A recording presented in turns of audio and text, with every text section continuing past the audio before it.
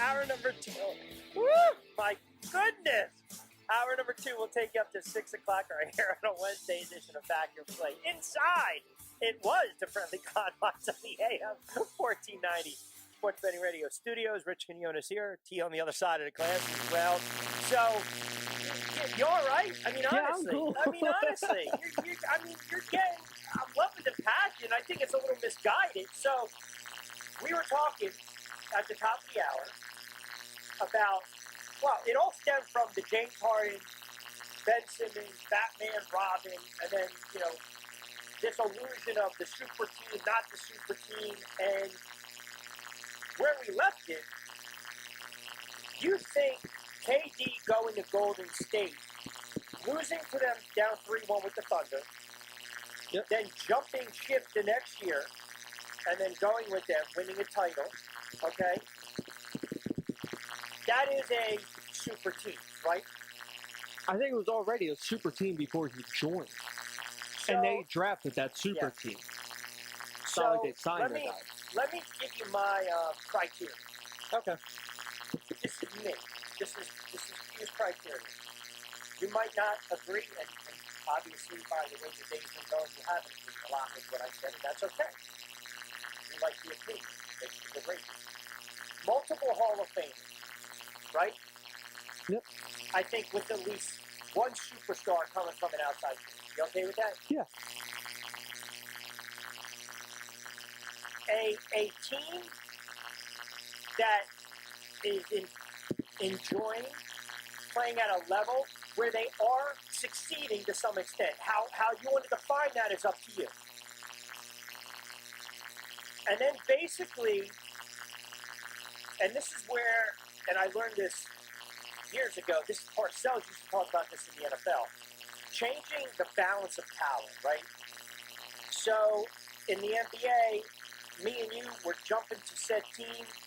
We're changing the balance of power to some extent in the NBA. It doesn't necessarily have to translate into championship. So your KD, 100%, because did it not change the balance of power in the NBA? The argument was the only thing that can stop Golden State was Golden State or injury. You would agree to that? Yeah. Okay. 100% agree. So what is it that I said that got you so up in arms over what LeBron James did? So LeBron, when he went to Miami, it was publicly known that, all right, he's getting frustrated because they can't get over that hump. He cannot do all this by himself. Right. The Chicago Bulls years ago couldn't get past Detroit. Detroit couldn't get past Boston. Change in the guard. I got you. Yep. Chicago had to add Rodman, but that's not my argument here. Right. LeBron, everyone knew LeBron's on his way out. Yep. KD, 24 hours before signing with Golden State, texts Westbrook saying, I'm staying, and then he jumped ship, going to the team he could not beat. Okay, so you don't like the fact that he texted... But, Mike, that part I don't like. That's a Bush League soft move. Yeah. I agree. He is, though, going to a team that should have won the NBA Finals that year in Golden State, and they choked. Okay. LeBron went on some other level that championship. And did they win the Finals that first year with LeBron? No, they did not. No, they lost to Dallas. Oh, down in Miami. Yes. I thought you were talking about against it was Golden the State. Second year that they beat OKC with Durant in 5 games. Okay, the next season, they won the Finals again. So they 2 out of 3, and then they lost. Yeah. So they went to 4 straight NBA Finals. They won 2 of them. They should have beat the Dallas Mavericks. So that is a super team. Yeah, that's not I'm not arguing that's not a super team. But before you were arguing it, and by the way, I'm arguing move KD did was you don't like the fashion in which he did it.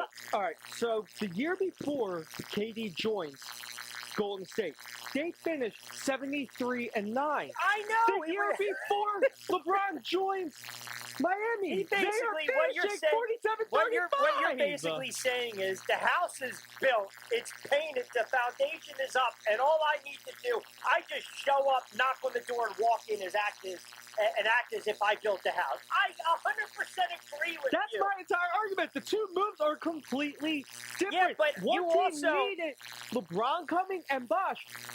Golden State did not need KD to still be a championship caliber team. They did not. But I can give you examples of players, even in the NFL. Why do you think a lot of these players late in their career will take the cheap way out and sign with a contender or a team that can win?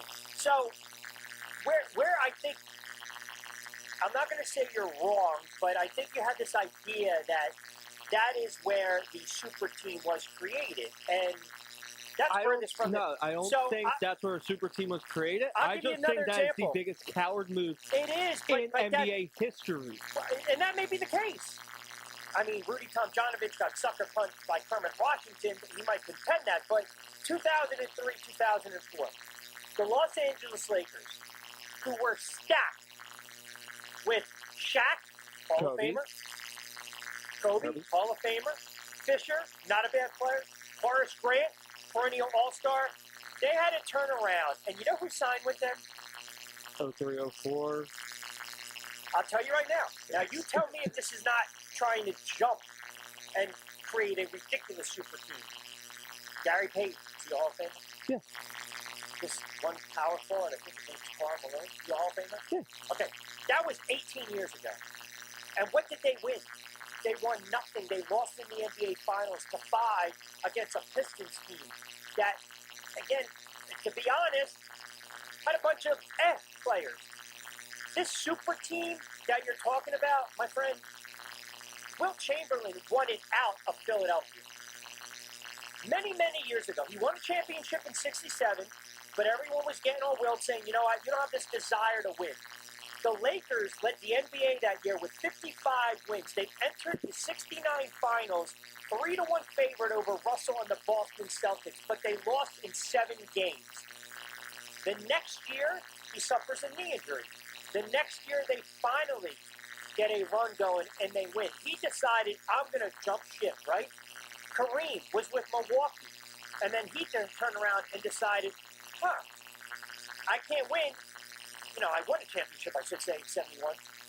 But then I'm going to jump ship, and I'm going to go to the Lakers. Do you know that Michael Jordan came really close to joining the Knicks in 1997? I mean, that is something that... Was that when they had 4 championships or 5? Well, they won, it was after 91, 92, 92, 93, 93, 94. They lost in 95. He took the break. 96, they came back. They beat Seattle. 97, Utah. 98, Utah. Then he retired, and then he came back to Washington. So this whole idea of you just didn't like what Kevin Durant did, which I get, and I'll do you one better. Well, can we talk about the Houston Rockets? What did Barkley do? Pippen was with the Rockets. They had Olajuwon, and then Barkley signed with them. I want to go back to your... Oh, but you don't have anything to say about that? Wait. I'm going back to your Lakers argument with Karl Malone. He was 18 years in the league. I don't care. So I don't care. You don't have to be 18 I don't care if he was 25 years in the league. He latched on. 4.6 points a game? I don't care about the stats. They went there thinking they were going to win a championship. That is my point. They went there thinking, let me form with these guys. Gary Payton couldn't beat the Bulls. So there's no difference in somebody in their prime stage. In Kevin Durant or Karl Malone? No, 18 years? It's the whole, listen, it's apples and oranges is what I'm saying. You maintain that Kevin Durant is the only player in God's history to ever do this. And you doubled up on it. You didn't like the fact how he did it. My contention is this has been going on for years. That's all. That's it. Not arguing with you on that. I'm saying in the fashion he did it. I've never seen somebody do it that way. But you can't take it away from him. That ring is his, man. That ring is his. My simple argument in all this is no other player has done it that way. Let me ask you a question. LeBron didn't do it that way. You don't think LeBron? You don't think for he one? Boys with D-Wade and Bosh, same draft class. Wait. You don't. But right, that's even. He already knew he was going to go. He realized I can't win with these guys. That was my argument. In the beginning of this segment was everybody knew coming into that offseason he was going to leave. You don't Cleveland. like. You hate Durant. You totally hate Durant. By the way, I hate Durant. Do you know that D-Wade and LeBron and Bosh years ago? Total. Oh, by the way, you know where they used to train? They used to stay in Ocean City. Nobody knew that. They used to train. Yeah. Yep. You just don't like Durant. So I don't like him after his move. Let me set this up for you. See if you're going to pick up what I'm laying, what I'm about to lay down. All right. 5 years from now. Okay. The Chicago Bulls are the new baby Bulls. They mature in the Bulls. Major fan Bulls, right? Okay. So they're winning their 45, 50 games. They're getting to the second round, the third round. Okay. They're even getting to some NBA finals, and they're losing. They need that one piece. Okay. And they keep beating the Philadelphia 76ers year in and year out. And they need a center. And it's take Joel Embiid. And Embiid decides, you know what? I can't win here in Philly, man. I'm going to go with this team that's got plenty of all-stars and all-NBA, a lockdown defender, and maybe a future Hall of Famer or two. I'm just throwing this out there. He goes to Chicago and wins a title. Okay. Are you going to sit there and say, I can't believe, or are you going to say, hey, good for him? Because you know what? I was a Sixers fan. I'm an Embiid fan. I get it, man. He wasn't winning. I'm ticked off he couldn't win it with the Philadelphia 76ers, but good for him. Did he do it in the fashion in which KD did it? But all right, what if he did? What if the Bulls won 55 games and let's see, they won 73-9, tied the all-time single-season record. Let's just say they won a championship. Okay. And they had one lean year after, and then Embiid decides, same players, maybe they lost a guy to injury, but then Embiid decides, I'm going to jump ship. I'm going to be ticked off. I'm not going to lie, I'm going to be ticked off. It's a cowardly move going to the team that you cannot beat. It's you cowardly. Can't beat them, join them? Let me ask you a question. Is it cowardly or is it... All right, here's an example. Yeah. I'll give one as well. Go ahead. You're New York Giants. Yeah. Philadelphia slaps them every year, but we need a quarterback. What would you do if Eli ended up in Midnight hold Green? On a second. Time out a second. How would you feel? Hold on a second. Eagles could do it with a Hold on a second. If you said Daniel Jones, I don't care. But now, hold on. You're trying. Hold on. You're not. That's not true because you're going to one of my all-time favorites. Durant's not one of your all-time favorites. But I'm asking how. I would. It doesn't matter how I would feel. Imagine the little kids out in Oklahoma City. I would be absolutely furious and livid. But that's my baby Eli. You can't throw Eli at me. Give me another player. You don't think little kids wearing Kevin Durant jerseys were saying? No. Give me your favorite player. Give me your favorite player right now. In what, the NBA or? No, give me your favorite player right now. Mike Trout. That's a bad example because you're not an Angels fan. Okay, Bryce Harper, Phillies. Yeah, but he went from Washington to Phillies. That's another bad example. I will say then. All right, hold on a second. If Harbaugh, hold on. We'll take Harbaugh, and he signs a 10-year deal with Ohio State. I'm going to Ann Arbor that first year back, and I am going insane. Oh my goodness! Listen, the Eli thing. That's if it was Daniel Jones, I'd drive him to the airport. Okay, but that's my point. But somebody's the fashion he did it. But I also think, in all seriousness, I also think it has to do with the player too. Like years ago, Larry Bird's not calling Magic Johnson up. Magic Johnson's not calling Barkley. Barkley's not calling Jordan. Jordan's not calling Patrick Ewing and saying, "Hey, come over here." Yeah. It's just different, right? Because now social media. Yeah, that's another thing, man. I mean, think about it. People are looking at Embiid for potentially tampering for Damian Lillard with tweets out there. So from the other night, Damian Lillard was doing that to LeBron James. Yeah, but get me into LA right now. Yeah, I do believe it's the explosion of social media as well, but I also think it's a generational thing. I do. Yeah. I don't believe when you go back to the 70s or the 80s, I mean, and you're too young to remember this, and you might have to, like, watch old school games, but you watch series in the 90s when the Knicks were playing the Bulls, man. I'm telling you right now. Isaiah and Michael. They Isaiah and hate Michael, each other. yeah. They have a respect for each other's game, but... Yeah, but those guys weren't calling each other up. No. You know, the Rodman thing with the Bulls and, you know, Horace Grant going with Orlando, those are business decisions. You know, that's also trying to bring a guy where we think we can resurrect his career.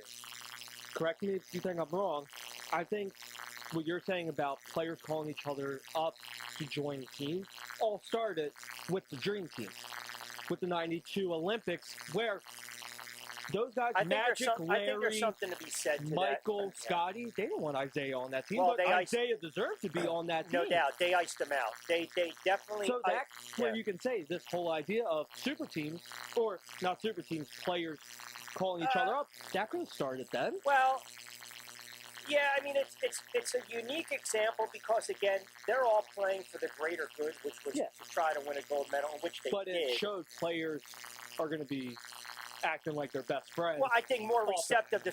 See, Kobe Bryant, when Kobe Bryant came in the league, right, when he came out of Lower Merion, he was 19 years old.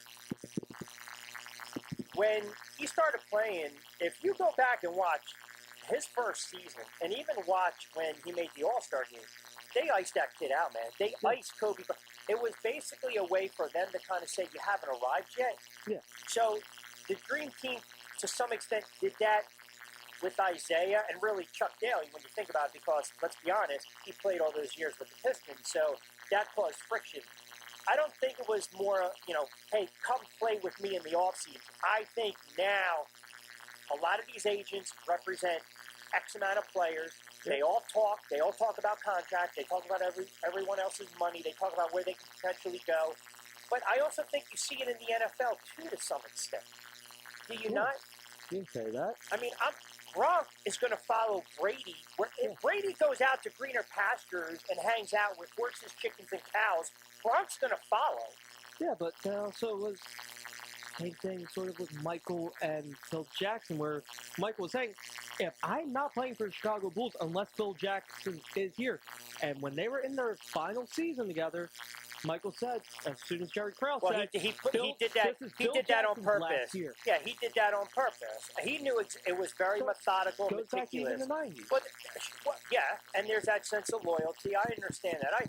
Listen, all I'm saying is, I think players, you know, Seth Joyner is a great guy. He was a hell of a player. I have the utmost respect for Seth when he does the Eagles post-game. He's outspoken. He knows football. He knows his craft. I've interviewed him. I've done events with him. Great guy. Seth Joyner, late in his career, you know, tried to win a ring with Denver and then Green Bay. As a player, you're going to sacrifice some of the money for the greater good in winning a ring later on in your career.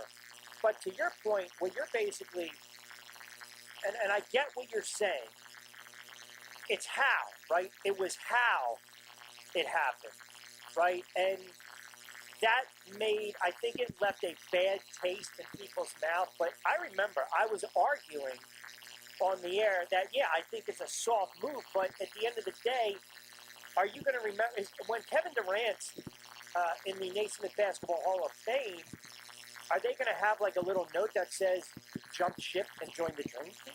No. Or join a super team? No, right? But I think a lot of people will still remember him for that. Yeah, that might They're not be the going to case. remember him in OKC or in Brooklyn. That might They're be the going to case. remember Golden State. But now, how would you 2016. look at LeBron going to the Lakers? What was he going there with?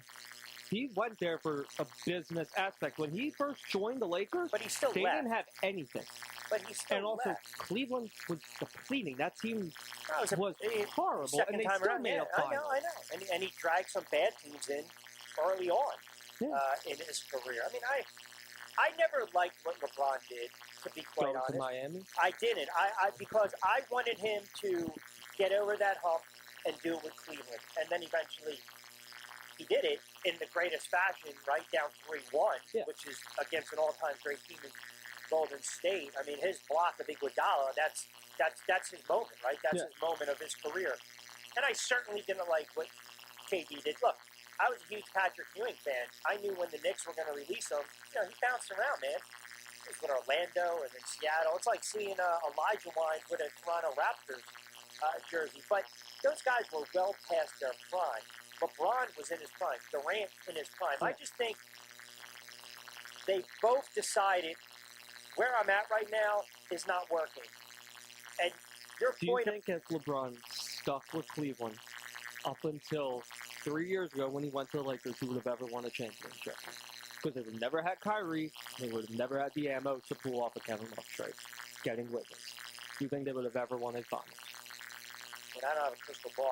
I think they would have a tough road ahead. Okay. Do you think, though, the team that was orchestrated in OKC, they could have beaten Golden State? Russell Westbrook and a James Harden can beat Steph Curry and Klay Thompson. What is that? I think that's more about them.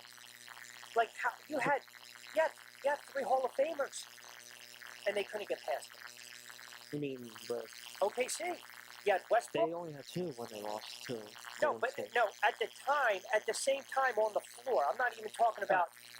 There was a moment where OKC had Westbrook, James Harden, and Durant, and they still couldn't win. Yeah. But I think that speaks to those players. That's what I'm saying. Such a very, very young team going up against 3 Hall of Fame proven players already. In D-Wade, LeBron, and Bosh. That team has had so much more experience in the NBA. You're going up against a bunch of babies, essentially, in that final.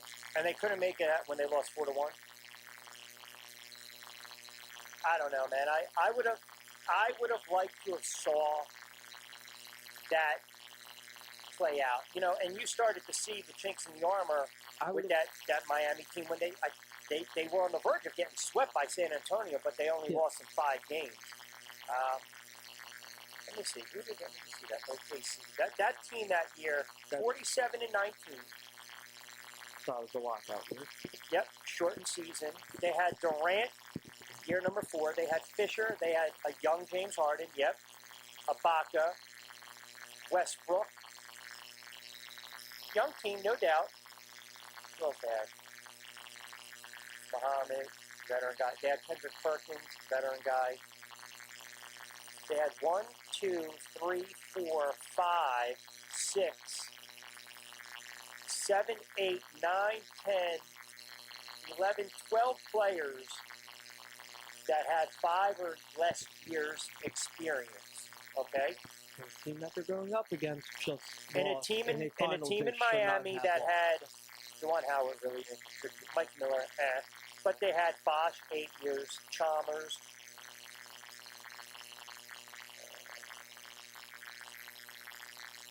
LeBron. Yeah, I'm just trying to pull up their years.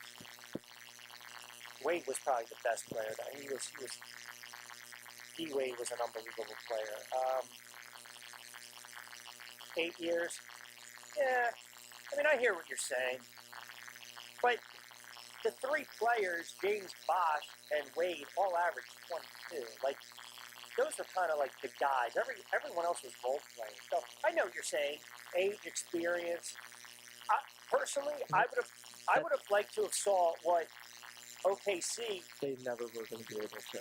They won 60 games the next year. I'm saying we would have never been able to see what that team.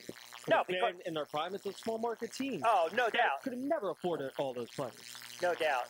They won, and again, this is just. They still had Westbrook. They still had Durant. James Harden.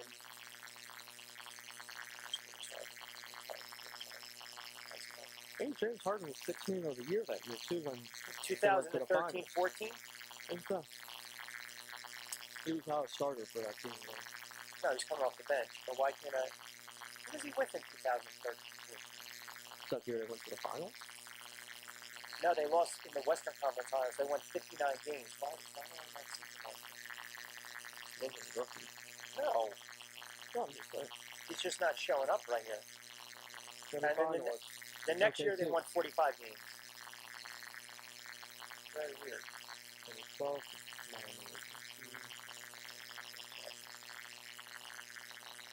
yeah, I'm looking right here because I wanted to pull up the stats. Durant, Ibaka. Right. But I'm trying to pull up their stats that year. Yeah, Harden's stats. Oh, here he is. So James Harden. Oh, no wonder. I'm sorry. Duh. Because he was with Houston at the time. That's why. Yep. That's my fault. Yep.